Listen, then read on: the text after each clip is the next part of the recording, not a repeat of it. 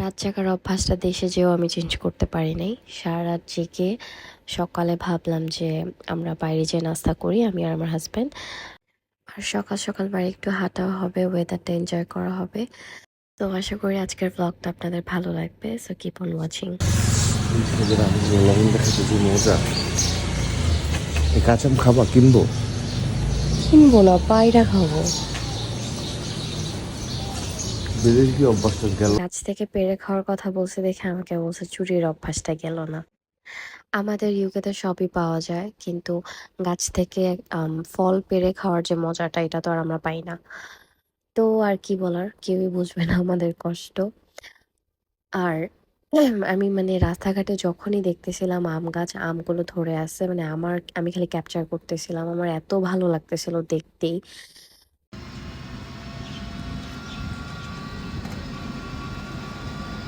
প্রচন্ড গরম ছিল, বাট রিক্সা ওঠার পর একটু শান্তি লাগতেছিল যে বাতাস লাগতেছে। এমনিতে অনেক গরম ছিল, মানে এরকম গরম আমি কি আপনারা বাংলাদেশে কেউই এর আগে মনে হয় না কখনো এক্সপিরিয়েন্স করছেন। রাব্বানি হোটেলে যাওয়ার কথা ছিল, বাট ওখানে যেয়ে দেখি যে ওটা ওপেন হয়েছে বাট বিজি। যেহেতু ফার্স্ট আওয়ার ছিল, দুইটা হোটেলে ওপেন ছিল। তো আমরা দাদা ভাইতে ঢুকলাম, চিন্তা করলাম যে ট্রাই করি ওদের খাবার কেমন। তো সকালের নাস্তা একদম প্রপার নাস্তা চাচ্ছিলাম।